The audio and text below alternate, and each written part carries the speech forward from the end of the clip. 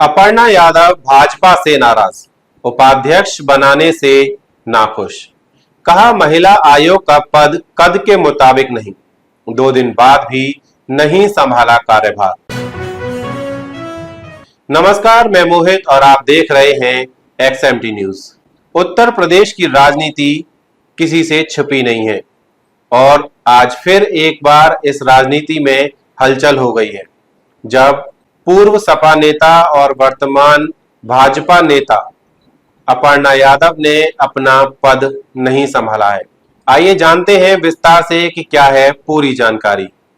दरअसल भाजपा ने 3 सितंबर को अपर्णा यादव को राज्य महिला आयोग का उपाध्यक्ष बनाया, लेकिन यह पद अपर्णा को रास नहीं आ रहा।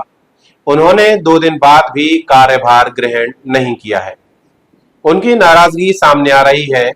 भाजपा आलाकमान को यह बात पता चलते ही सरकार की मंत्री बेबी रानी मौर्य ने फोन पर अपर्णा यादव से बात की और उन्हें समझाने की कोशिश की, लेकिन वो कोई बात मानने को तैयार नहीं है। सूत्रों के मुताबिक अपर्णा का कहना है कि यह पद उनके कद के मुताबिक नहीं।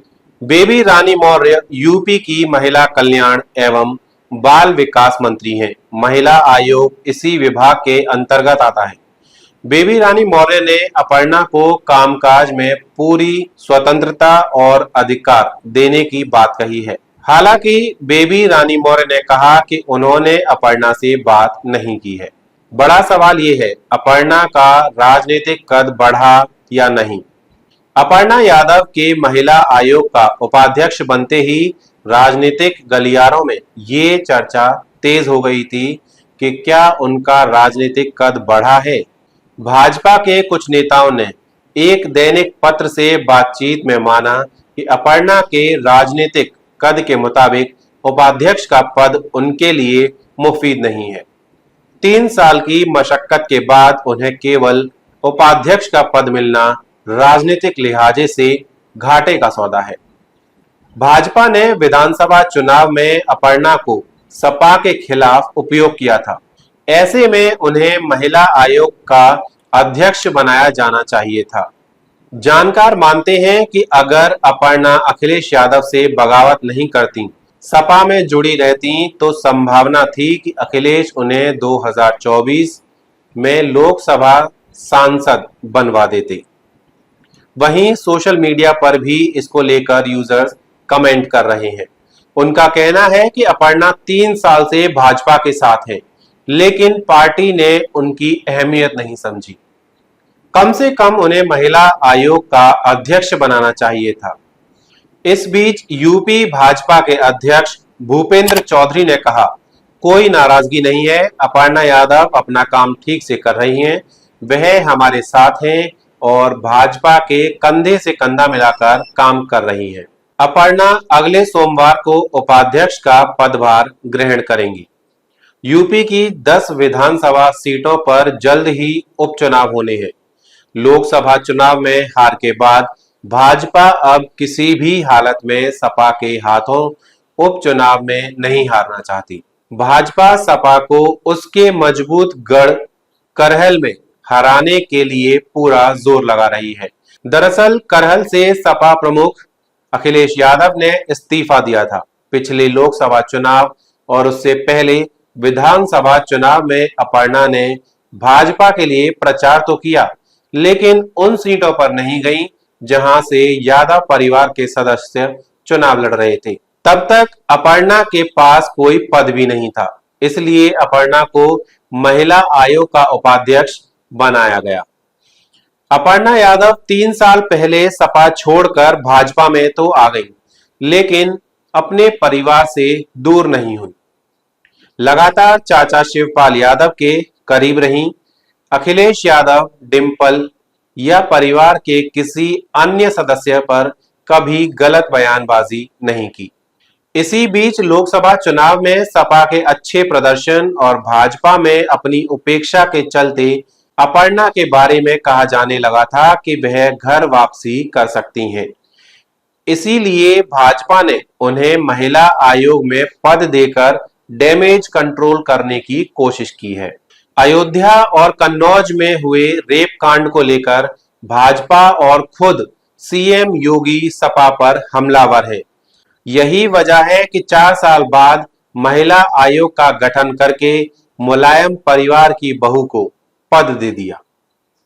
इससे भाजपा को सपा पर हमला करने में ज्यादा आसानी रहेगी। अपर्णा यादव को महिला आयोग का उपाध्यक्ष बनाए जाने से पहले बीते 3 सालों के दौरान तमाम तरह की अटकलें चल रही थीं। पहले विधानसभा चुनाव में उम्मीदवार बनाने के कयास लगे। इसके बाद निकाय चुनाव में मेयर उम्मीदवार बनाने पर चर्चा हुई। फिर लोकसभा चुनाव में भी उम्मीदवार बनाए जाने की संभावना जताई गई, लेकिन हर मौके पर उन्हें निराशा ही हाथ लगी। यही वजह है कि इस पूरे घटनाक्रम के दौरान अपर्णा अखिलेश यादव और उनके पूरे परिवार के खिलाफ बोलने से बचती नजर आईं। बीते 3 सालों के दौरान अपर्णा कई मौकों पर चाचा शिवपाल यादव का आशीर्वाद लेने जाती रहीं। भाजपा में रहते हुए भी वह कई मौकों पर चाचा शिवपाल यादव के घर गईं और उनके पैर छूकर आशीर्वाद लिया। हालांकि 2017 में सपा ने लखनऊ कैंट विधानसभा सीट से अपर्णा यादव को टिकट दिया था। डिंपल यादव ने उनका प्रचार भी किया। हालांकि तब वह भाजपा की रीता बहुगुणा जोशी से हार गई थीं। महिला आयोग की उपाध्यक्ष बनाई गई अपर्णा यादव मुलायम सिंह की छोटी बहू हैं। वह विधानसभा चुनाव 2022 से पहले भाजपा में शामिल हुई थीं। अपर्णा यादव विधानसभा चुनाव में लखनऊ की सरोजनी नगर सीट से भाजपा का टिकट भी मांग रही थीं, लेकिन उन्हें टिकट नहीं मिला। यही नहीं, पिछले 3 साल से उन्हें भाजपा में कोई पद भी नहीं दिया गया। हालांकि विधानसभा चुनाव में भाजपा ने अपर्णा को अखिलेश यादव के परिवार के खिलाफ महिलाओं के बीच बड़ा चेहरा बनाया था। अपर्णा मुलायम की दूसरी पत्नी साधना यादव के बेटे प्रतीक यादव की पत्नी है। अपर्णा का जन्म 1 जनवरी 1990 को हुआ था। उनके पिता अरविंद सिंह बिष्ट एक मीडिया कंपनी में थे। सपा की सरकार में वह सूचना आयुक्त भी रहे। अपर्णा की स्कूली पढ़ाई लखनऊ के लोरेटो कॉन्वेंट से हुई। बताया जाता है कि प्रतीक यादव को वह स्कूल के दिनों से ही जानती थीं। उत्तर प्रदेश भाजपा ने 3 सितंबर को 4 साल बाद राज्य महिला आयोग का गठन किया। आगरा की बबीता चौहान को महिला आयोग का अध्यक्ष बनाया। मुलायम सिंह यादव की छोटी बहू अपर्णा यादव को उपाध्यक्ष बनाया। गोरखपुर की चारू चौधरी को भी उपाध्यक्ष की जिम्मेदारी दी गई। साल 2010 में अपर्णा और प्रतीक की सगाई हुई थी और दिसंबर 2011 में दोनों ने विवाह कर लिया। विवाह समारोह का पूरा आयोजन मुलायम सिंह के पैतृक गांव सैफई में किया गया था। अपर्णा और प्रतीक की एक बेटी है जिसका नाम प्रथमा है। अपर्णा यादव ने 2017 का विधानसभा चुनाव समाजवादी पार्टी के टिकट पर लखनऊ कैंट से लड़ा था। उस चुनाव में उन्हें भाजपा की रीता बहुगुणा जोशी से हार का सामना करना पड़ा था। ये थी उत्तर प्रदेश की राजनीति की एक महत्वपूर्ण खबर जिसका आपको जानना जरूरी था। ऐसी ही तमाम खबरों के लिए जुड़े रहिए हमारे साथ और देखते रहिए XMT न्यूज। शुक्रिया।